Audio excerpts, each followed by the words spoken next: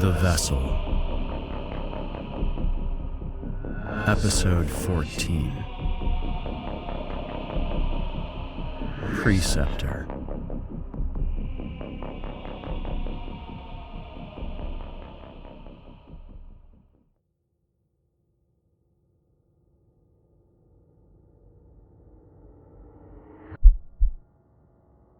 Baptiste's eyes opened. As his lids fluttered, his eyes rolling forward in his throbbing head, he became aware of a blinding spotlight shining down on him. It was as if a heavenly fire had discovered him, singled him out in the dark, and stared down on him from the very brink of creation. His body felt heavy, wrong. Thick blood pumped through him, veins like steel sewage pipes. His skin slipped between phases of shivering cold and white-hot panic. Something was in his system, chemicals that numbed and slowed him, compounds that left behind clinical throat tastes, green and purple smells at the back of the sinuses. He was on a med bed, but how long had he been there? How many hours had he lay on the slab? He faintly recalled being attacked, a thundering of legs. After a few lethargic minutes, when he'd regained enough of his mind to believe the words he thought would reach his mouth unchanged, he tried to call for help. His tongue was swollen and cold, like a slug that had crawled into his mouth and died, but he managed to call out, shouting up to the flaming heavens. "Help!" he rasped. "Someone, please!"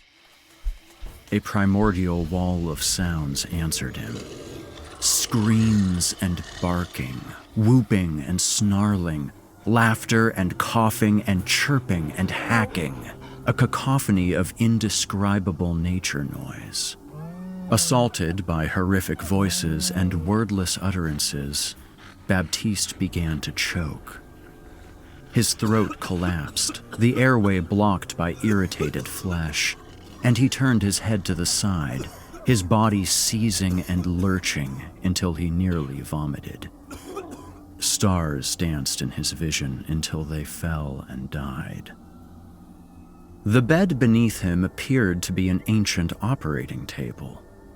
It was nothing like the ones found in the med bay, closer to the operating theaters of the early 1900s he'd seen in old medical texts. He was naked against the harsh kiss of its cold metal surface, and his ankles, he noticed, were bound by some kind of restraint, made of a material completely unknown to him. It was thick, rounded and black, and possessing an unusual texture, unlike metal or plastic. The more he shifted, the tighter it drew against his ankles. Meanwhile, the primordial sounds still rattled in his skull, the screams from the darkness multi-layered and never-ending. Deciding it was time to leave, wherever he was, Baptiste tried to sit up. He felt wrong, unbalanced. His body only half responded to his commands, making the strain to rise up from the operating table a sweaty, fumbling challenge. The ankle restraint tightened around him, responding to his struggling legs. It cut into his circulation. He tried to reach down and remove it, to let the blood back into his feet, but the result was uneven at best. His nerves were still deadened, limbs cold. He wiggled his fingers and toes to will some dexterity back into them, but his mind screamed back at him that something was off. Closer to the truth, something was missing. Wiggling bluish fingers in front of his own face, he counted to 5 before he gave up. He started over. 5 again. Then he looked down at his naked torso, inspecting it from left to right, and found not all was as it should have been. His arm, it was gone. Cut off above the elbow and sewed back up in an anticlimactic mound of skin. His mind tried to make sense of it, but couldn't. Baptiste felt like throwing up. Pressure built up in his head. He screamed into the darkness, and the darkness screamed back. He thanked God his body couldn't feel the agony his brain was experiencing. He cried and cursed until he couldn't anymore. Then, he calmed himself down and studied the place where his right arm had been. Someone had patched him up expertly, the cuts clean and precise. Whatever they'd used to stitch him up, nanothread or possibly even gen polymer scaffolds, the work was invisible to his eyes. Remarkably, the wound was nearly healed. Either he'd been on that table longer than he thought, or whoever had patched him up was an incredible surgeon, an absolute artist of the flesh. The full memory of the spider creature came back to him. Those terrible legs stomping at him, twitching, twisting antenna hair, inhuman eyes on a human face. Those terrible sounds still surrounded him, anger and pain and hunger, and it all added up to something malevolent. Baptiste didn't know what was going on, but it pointed to hellish futures, possibilities he needed to warn the others about, to do everything necessary to prevent. He tried again to look past the spotlight, allowing his eyes to adjust to the darkness beyond, and began to pick out details of a laboratory. Tables of surgical tools, viewing instruments, some kind of fabrication engine bearing customized alterations and modular additions. The only thing he knew for sure was that he'd never seen this part of the ship, and he doubted anyone else had. Then, all at once, all the screaming and crying, the growling and snorting and moaning, all fell silent.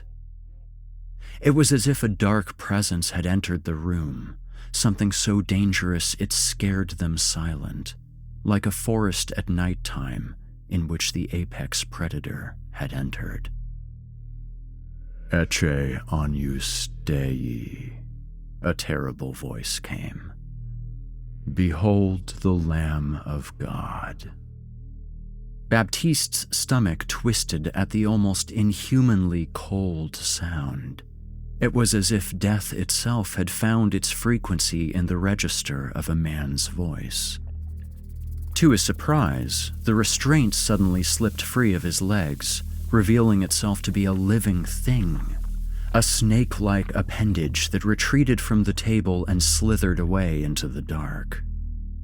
Baptiste pulled his legs away, horrified by how long the thing had been on him, touching his skin.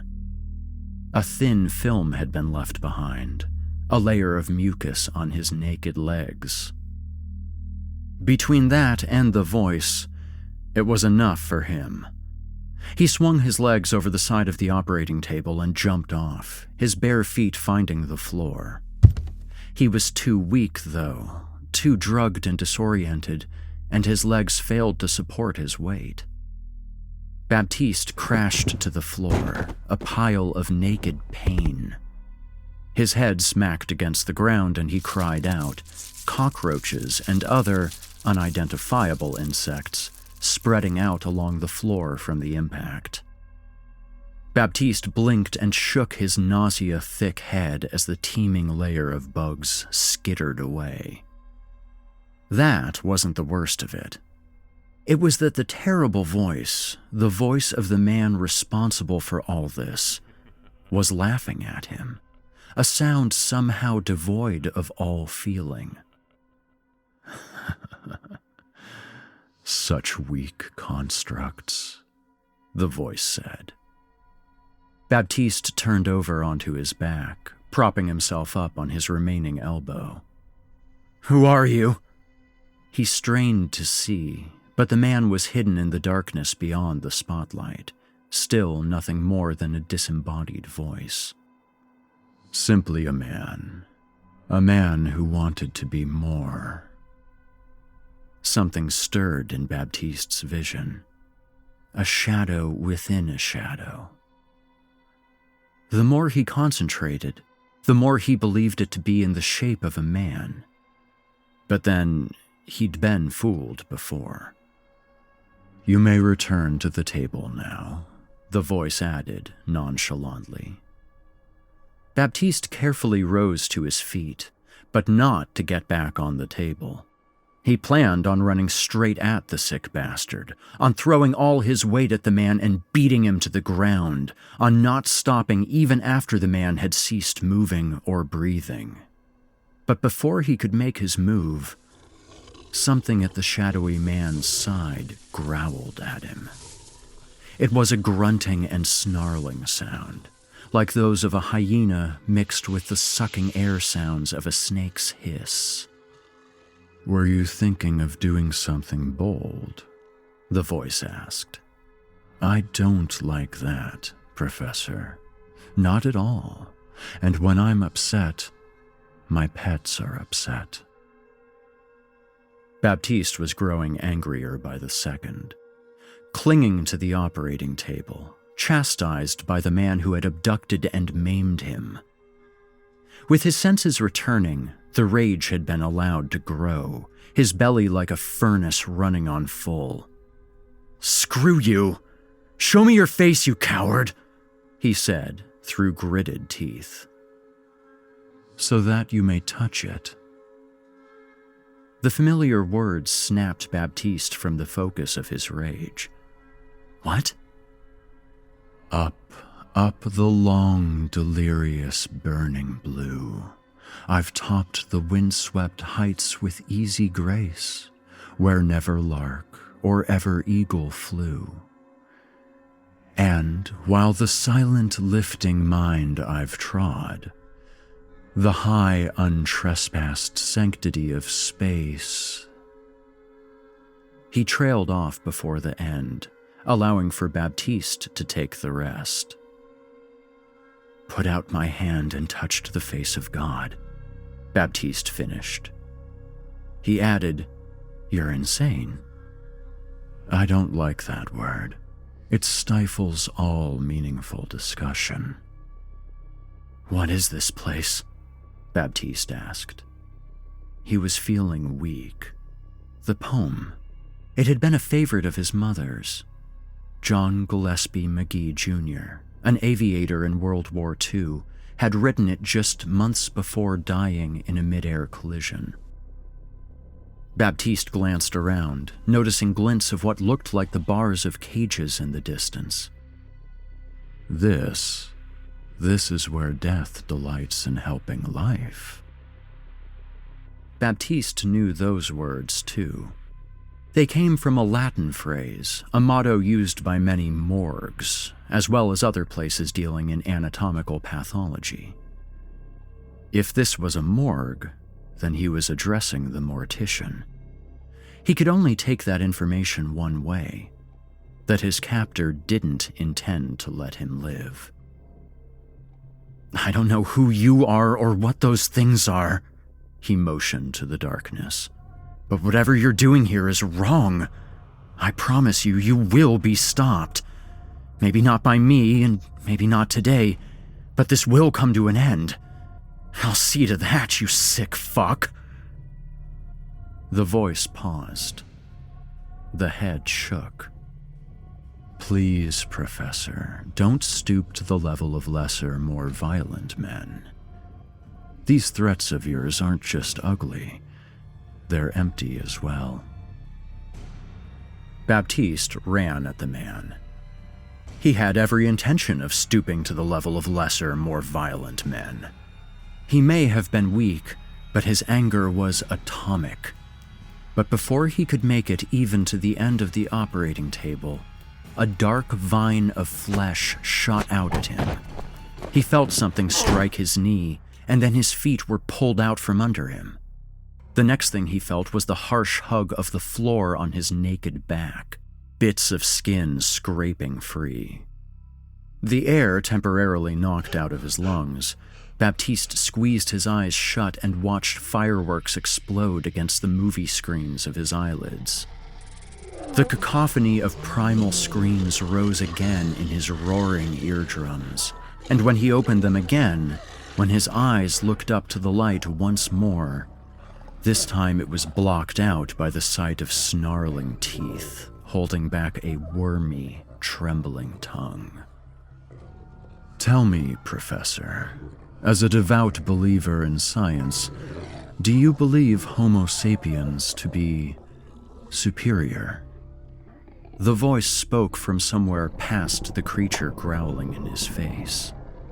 Baptiste was too afraid to answer, too afraid to say anything while the long, radish face snapped its fangs at him, and yet his eyes, though terrified of what else they might find, were drawn further down the creature's body, where it became a tube of muscle not unlike a snake, yet crawling with 100 sets of millipede legs and other unimaginable adaptations.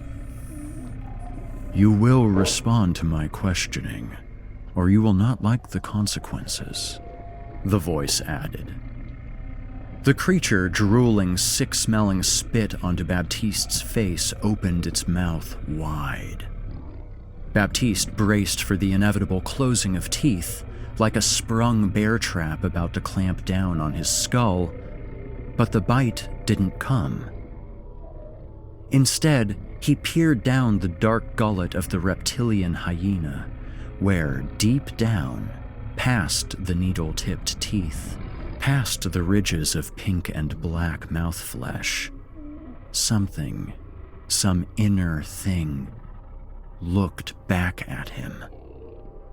It was like a flattened, half-swallowed fetus, sleepily awaiting its feeding in a bed of throat.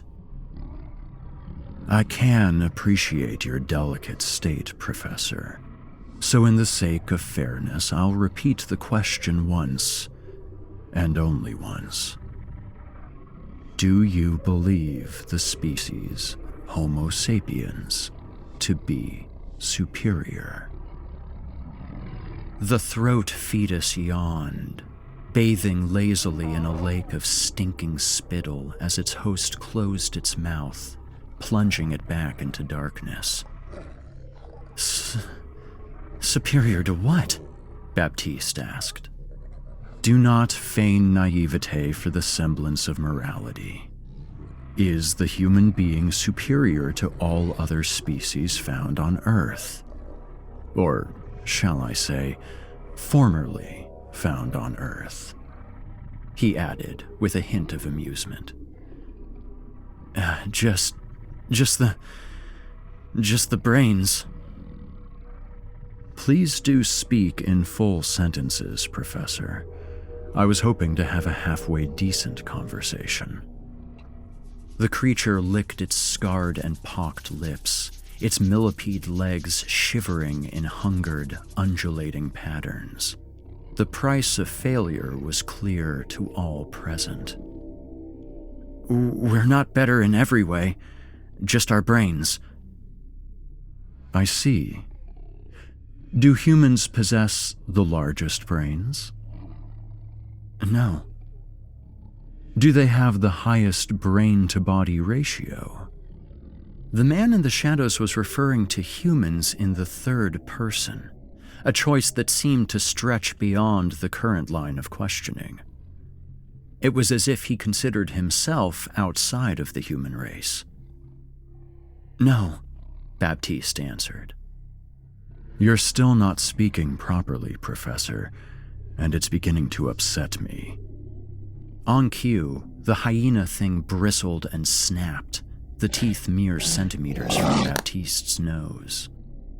Please, okay?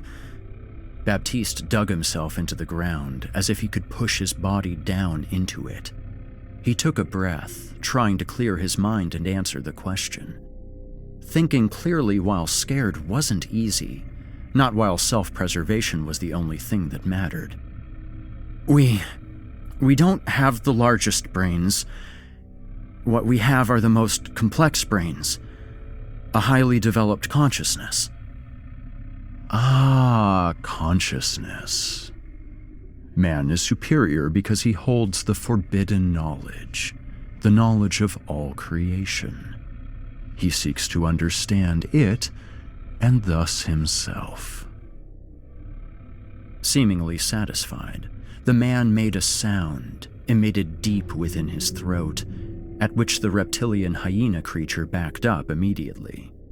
Baptiste took a deep breath, that much further from a bloodied, screaming death. Yes, I suppose. We're the universe trying to understand itself. Now you're speaking like a professor.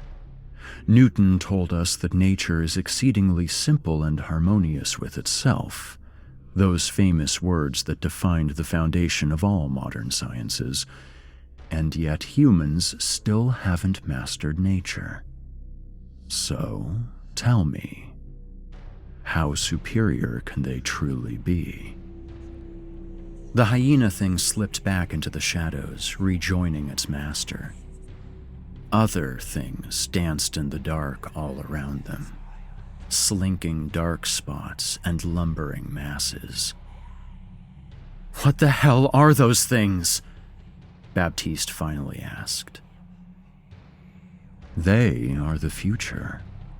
They are the old flesh wrought new. Baptiste suddenly recalled Crick's speech about the cults, a mixture of science and religion in a way that destroys both. You're one of them, aren't you? The cult that worships Blackwood. His question was met with laughter. What's so funny? Barba crescit caput nescit. The beard grows, but the head grows no wiser. Those fools don't wish to understand the universe. They look for mirrors to confirm their beliefs, whereas I look to those who know all and see all. I look to those who offer knowledge of all things, the ancient ones, the ones who are both gate and key. The others seek control through knowledge.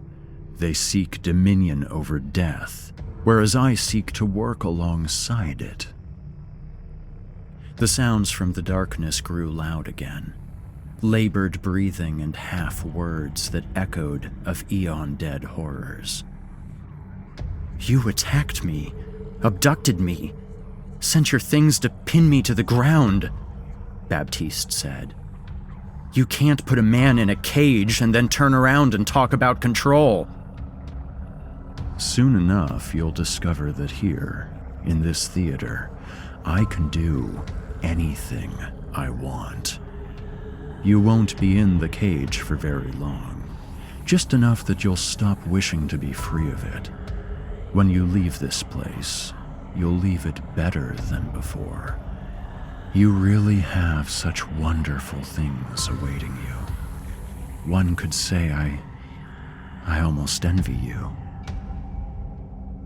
Baptiste pulled his limbs close to his body, the ones that were left. What are you planning to do to me? He asked. The man in the shadows moved closer, just enough for the light to catch. Baptiste caught sight of the awful structure of his face, a patchwork of flesh surrounding eyes like twin caves. Why, Professor, he said, what all loving gods do. I'm going to share my knowledge with you.